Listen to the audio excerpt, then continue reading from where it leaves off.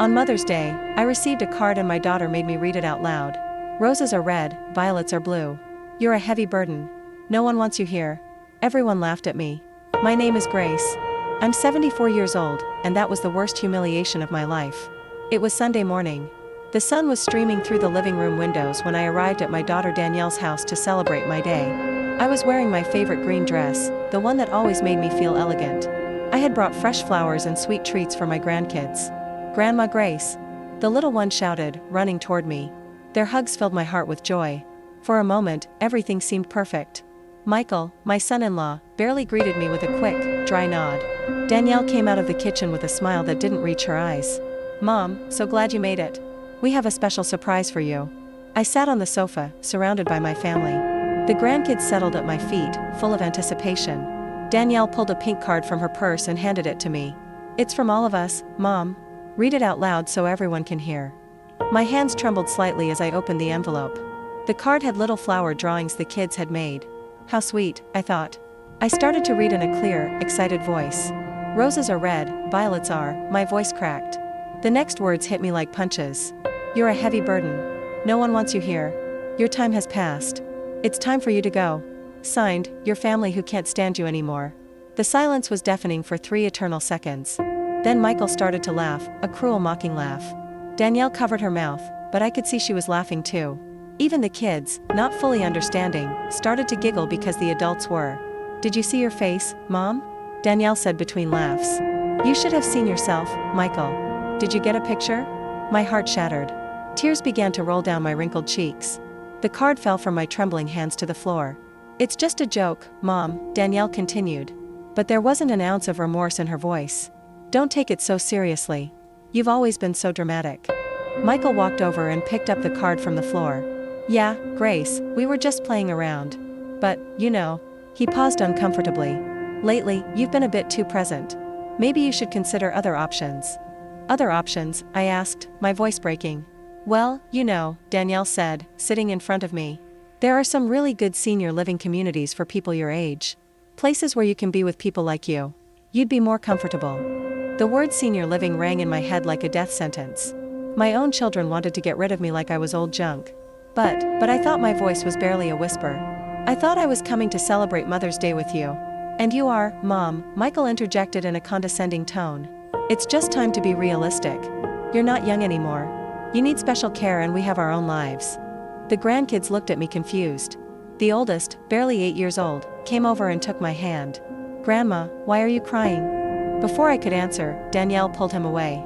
Come here, son. Grandma's fine. She's just being sentimental. I sat there feeling more alone than I had ever felt in my life. On the day that was supposed to celebrate my motherhood, my own daughter had publicly humiliated me, turning me into the family's cruel joke. I slowly got up, my legs shaking. I should just go. Okay, Mom. Danielle didn't even stand up to say goodbye. We'll call you later. I walked to the door with what dignity I had left, but inside my world had completely fallen apart. That night, in my empty house, I cried until there were no more tears.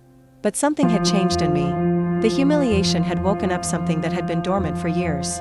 It was time for my family to learn the truth about who Grace really was. The next day, I blocked all of them. But first, I needed to remember how I had arrived at such a painful moment. I sat in my favorite armchair, the same one where I had nursed Danielle 45 years ago, and let the memories flow like a movie in my mind. It all started when I was 29 years old. Danielle's father abandoned us when she was only 3. One morning, he simply wasn't there. He left a note on the kitchen table. I can't do this life. I'm sorry. He didn't even say goodbye to his daughter. I remember that night holding Danielle as she cried, asking for her dad. Daddy had to go far away, my love, I whispered, promising myself that she would never go without anything. And I kept that promise. I worked double shifts at the textile mill for 15 years. My hands were full of calluses from sewing uniforms late into the night. Every extra cent I saved for Danielle's education. When she was 17 and wanted to study nursing, I sold my mother's jewelry. It was the only valuable thing I owned. But I saw the bright eyes of my daughter talking about her dream, and I didn't hesitate for a second. Mommy, are you sure? She asked me that day. Completely sure, my love. Your education is the most important thing. During her 5 years of university, I worked weekends cleaning offices. I would come home with a wrecked back. But when I saw Danielle studying at the dining room table, it was all worth it. The day of her graduation, I cried with pride. "We did it, Mommy," she said, hugging me tight. "This wouldn't have been possible without you." Later, she met Michael. At first, I liked him. He was polite, hardworking, and seemed to genuinely love her. When they got married, I paid half of the wedding. It was $12,000 that I had saved for years. But I wanted my daughter to have the wedding of her dreams. "Mom, this is too much," Danielle protested when I handed her the check. "Nonsense," I said, smiling. "It's the most important day of your life. You deserve it." When they bought their first home, I gave them the down payment, $25,000. It was all I had saved, but seeing them happy in their new home filled me with satisfaction. Then the grandkids arrived. Two beautiful little ones who became the light of my life. When Danielle returned to work after her maternity leave, I became their free babysitter. Every day for 3 years, I walked 6 blocks to their house at 6 in the morning. I made the kids breakfast, dressed them, took them to the park, fed them, bathed them, and read them stories. When Danielle came home from work, the house was clean and the children were happy. "I don't know what we'd do without you, Mom," Danielle used to tell me in those days. "You're an angel." But gradually, something changed. The thank yous became less frequent. My opinions about the children started to be considered interference. When I suggested that the youngest needed to see the pediatrician for his persistent cough, Michael told me, "Grace, were the parents here?" The first time they spoke to me like that, I stayed quiet. I thought maybe I had been too nosy. Then the subtle comments started. "Mom, you don't have the energy you used to for watching the kids." "Grace, I think you got the kids' vitamins confused again. Maybe you should rest more at home." But I kept going every day. I kept helping. I kept giving my all. 2 years ago, when Michael lost his job, I started giving them $500 a month so they wouldn't lose the house. "It's just temporary," they said. "Just until Michael finds something better." Michael found a new job 6 months later, but they never told me to stop sending the money. They just kept receiving it as if it were their right. When the kids needed new computers for school, I paid $2,000 without being asked. When Danielle's car broke down, I gave them $4,000 for the repairs. When they wanted to remodel the kitchen, I contributed $8,000. Little by little, I became the silent provider, the one who was always there to solve their financial problems, but who was no longer invited to important family decisions. A year ago, Danielle organized a family dinner for Michael's birthday. I found out by chance when one of my grandkids mentioned the secret party they had. "Why didn't you invite me?" I asked Danielle over the phone. "Oh, Mom, it was a really small thing, just the 4 of us. We thought you'd be bored." But I saw the photos on social media. There were 20 people, Michael's relatives, whom I knew well. Everyone had been invited except me. That night, I cried in silence. But I told myself it must have been an oversight. Oversights became a routine. They forgot to call me on my birthday. They canceled our lunch dates. When I showed up unannounced, they always seemed annoyed by the interruption. But the final straw came 3 months ago. I was at their house helping with dinner when I overheard Michael talking on the phone on the patio. "Yeah, my mother-in-law lives alone. She's getting really dependent. No, she's not sick, but you know how they are at that age. Yes, we're looking at options to move her to a proper place." I froze behind the door. My own son-in-law was planning to get rid of me like I was old furniture. That night, I couldn't sleep. I had given my whole life, all my money, all my love to this family, and now I was just an obstacle they wanted to get rid of. But they didn't know something very important about me. Something I had kept secret for decades. My mother, before she died, had told me about a family property in Nassau, Bahamas, that I inherited when I turned 70. It was a beachfront condo that had been rented out for decades. The money had been accumulating in an account I never touched. I also had investments I made with the inheritance from my Aunt Lucille, who died childless and left everything to me. Bonds, stocks, certificates of deposit. Money that grew quietly while I lived on my modest Social Security check. In total, I had almost $400,000 that my family knew nothing about. They thought I was a poor old woman living on government handouts. They didn't know I had been discreetly funding their comfortable life for years, not out of need but out of love. But after the humiliation of Mother's Day, something inside me broke forever. It was time for them to learn Grace's true value. That cruel card was my wake-up call. I stayed up all night on Mother's Day, holding that card in my trembling hands. The words kept echoing in my head. "You're a heavy burden. No one wants you here." But as the tears dried on my cheeks, something strange started to happen. The sadness transformed into something more powerful. Clarity. Determination. For the first time in decades, I saw my situation with complete honesty. I wasn't a burden. I was the one keeping them afloat. I slowly got up and went to my bedroom.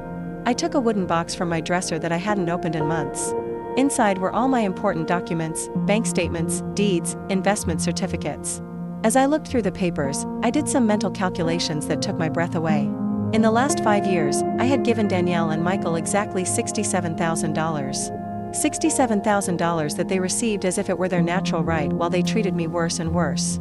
The down payment on their house, $25,000. The wedding, $12,000. Monthly help for 2 years, $12,000. The kids' computers, $2,000. The car repair, $4,000. The kitchen remodel, $8,000. And hundreds of small expenses that added up to $4,000 more. Meanwhile, I was still living in the same modest house, wearing the same green dress on Sundays, walking to the grocery store to save on gas. But that wasn't what hurt the most. What really broke my heart was remembering how their treatment of me had changed. I remembered my oldest grandson's birthday 6 months ago. I had arrived early to help decorate as I always did, but when I knocked on the door, Michael opened it with a look of annoyance. "Grace, the party doesn't start until 3. Why are you so early?" "I thought I could help with the preparations," I said with a smile. "We don't need any help. Danielle has everything under control." Behind him, I saw his mother, Brenda, hanging balloons in the living room. She had been invited to help. I was treated like an unwelcome guest. "I can wait outside until 3, I mumbled, feeling humiliated. "Don't be dramatic, Mom," Danielle said, appearing from the kitchen, wiping her hands on an apron. "You can stay, but don't get in the kitchen. You know you get confused with recipes." I, who had cooked for that family for decades. That day, I sat in a corner of the patio like a stranger at my own grandson's party. I watched as Brenda helped with the food as the other guests complimented her on the cake she had baked. Meanwhile, I, who had paid for half the expenses of that party, was completely ignored. When it was time to sing happy birthday, I stayed in the back while everyone formed a circle around my grandson. No one noticed I wasn't in the family photos. Later that night, my grandson came up to me as I was discreetly picking up some dirty plates. "Grandma, why were you so quiet today?" "I was just tired, my love," I lied. "Grandma Brenda says you're too old for big parties." The boy's words cut through me like knives. Brenda, who was only 3 years younger than me, was telling my own grandkids that I was too old. But even after that humiliation, I kept giving them money, kept helping, kept hoping things would get better. How foolish I had been. I also remembered last Christmas. I had bought expensive gifts for everyone. A new bicycle for the oldest grandson, a tablet for the youngest, French perfume for Danielle, a power tool Michael had mentioned wanting. I spent almost $3,000 on those presents. On Christmas Eve, I arrived with my hands full of beautifully wrapped packages. The kids ran to me excited, but Danielle quickly called them over. "Kids, put Grandma's presents under the tree with the others. We'll open them all together tomorrow." My gifts got lost among the mountain of packages they had bought themselves. When it was time to open them, no one mentioned who had given what. The kids vaguely thanked everyone for their gifts, but the most painful part came afterward. I had also brought a special gift for Danielle, a pearl necklace that had belonged to my grandmother. It was an antique piece, valuable and full of family history. "Mom, it's really pretty," Danielle said without even trying it on. "But you know, I don't wear a lot of jewelry. Maybe you should save it for when the grandkids are older." She handed the box back to me without even opening the clasp to see the pearls up close. I had imagined that moment for months, thinking about how my daughter would look wearing the same pearls that had adorned 3 generations of women in our family. That night, in my empty house, I cried, hugging the little pearl box. It wasn't the monetary value that hurt. It was the total indifference to something that came from my heart. But the final straw came 2 months ago when I got the flu. I was in bed for a week with a fever of about 102 degrees. I couldn't cook, could barely get up to go to the bathroom. I called Danielle to ask if she could bring me something to eat or at least ask how I was doing.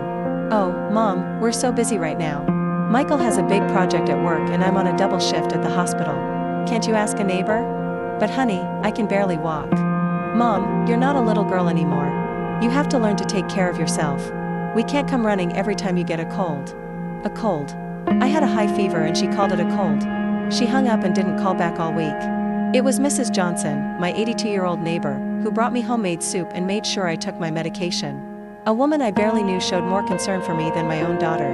When I finally recovered and returned to my routine of visiting my family, no one asked how I had been. It was as if that terrible week had never happened. And now, sitting with those bank documents in front of me, I understood with painful clarity what my real place was in my family's life. I wasn't the beloved grandmother. I was the emotional ATM. When they needed money, there was Grace. When they needed a free babysitter, there was Grace. When they needed a scapegoat for their frustrations, there was Grace. But when Grace needed love, care, respect, or simply a phone call during an illness, Grace didn't exist. That night, I made the hardest decision of my life. I took out my old laptop and logged into my online banking for the first time in months. I had to make some important changes. First, I canceled the automatic $500 monthly transfer to Danielle's account. Second, I closed the joint savings account we had opened for family emergencies, which only they used. Third, I changed my will. Everything I had designated for Danielle and Michael would now go to a foundation for abandoned seniors. And fourth, I did something I never thought I would do. I bought a plane ticket. It was time to see that property in Nassau I had inherited. It was time to start the life I deserved. But before I left, I was going to make sure my family understood exactly what they had lost. It was Tuesday morning when I executed my plan. I had slept for only 3 hours, but for the first time in years, I felt completely awake, completely determined. I got dressed in my most elegant gray suit, the one I had bought for Danielle's university graduation but had barely worn. I carefully applied my makeup and styled my hair into a sophisticated bun. I wanted to look like the powerful woman I really was, not the needy old lady they thought I was. First, I went to the bank. My financial advisor, Mr. Henderson, was surprised to see me so early. "Mrs. Grace, how can I help you today?" "I need to make several important changes to my accounts," I said in a firm voice. Over the next 2 hours, I completely reorganized my finances. I canceled all the automatic transfers to Danielle's accounts. I closed the joint account we had opened 3 years ago. I transferred money from my investments to my main checking account. "Are you sure about these changes, ma'am?" Mr. Henderson asked, clearly worried. "These are very big moves." "Completely sure. It's my money and I can do what I want with it." Then I went to my lawyer's office, Mr. Franklin, who had handled my family's legal affairs for decades. "I need to completely change my will," I announced without preamble. Mr. Franklin, an older man who had known me since Danielle was a child, took off his glasses and looked at me with concern. "Grace, is everything okay? This is a very drastic change." "Everything is perfectly fine. For the first time in years, I see things with total clarity." I explained exactly what I wanted. Everything I had designated for Danielle and Michael would now go to a foundation for homeless seniors. I also established a trust for my grandkids that they could only access when they turned 25 and only if they maintained genuine contact with me, not out of family obligation. "Grace, don't you think you should think about it for a few more days? These decisions are irreversible." "I've had 74 years to think about it, Mr. Franklin, and the last 5 years have taught me everything I needed to know." I signed the documents with a steady hand. There was no shaking, no doubt. My next stop was the travel agency. I had researched my property in Nassau all night. It was a 3-bedroom condo in a beautiful neighborhood. It had been rented for years by a property management company, generating income that was accumulating in a bohemian account I had never touched. "I want to fly to Nassau this Friday," I told the travel agent. "Is it a tourist trip, ma'am?" "No, it's a liberation trip. I bought a first-class ticket. If I was going to start my new life, I would do it in style. But before I left, I had to do one more thing. I had to write the letters." I got home at noon and sat down at my desk. I took out elegant letterhead I had bought years ago but never used. It was time to explain to my family exactly what had happened. The first letter was for Danielle. "My dearest daughter, by the time you read this letter, I will be on my way to Nassau, where I will live in the property I inherited from my family that you didn't know existed. I have made the decision to cut all financial support I have been giving you for the past few years. The $500 a month you received has been permanently canceled. The joint account you used for emergencies has been closed. Don't take this as a punishment, but as a lesson in independence that I should have taught you a long time ago. For decades, I gave you everything I had. My time, my money, my energy, my unconditional love. But at some point, you decided that I was a burden instead of a blessing. The Mother's Day card was simply the last straw. But the problem started much earlier when you stopped seeing me as your mother and started seeing me as your personal maid and private bank. I have changed my will. My inheritance will now be given to people who truly value generosity and family love. Your children will have access to a trust when they turn 25, but only if they prove they can maintain a genuine relationship with me. Do not look for me for money. Do not call me to ask me to come back. Do not send the grandkids to emotionally manipulate me. If you really want to get your mother back, you're going to have to prove that you value me for who I am, not for what I can give you. Your mother, who has finally learned to value herself, Grace." The second letter was for Michael. "Michael, I never saw you as just my son-in-law. I accepted you as the son I never had, but you turned me into the awkward mother-in-law you wanted to get rid of. I heard your phone conversation 3 months ago when you were talking about finding a proper place to move me as if I were old furniture getting in the way. What you didn't know is that a proper place was always in my hands. I have a property in Nassau, investments that generate more money than you make in a year, and the financial freedom to live wherever and however I choose.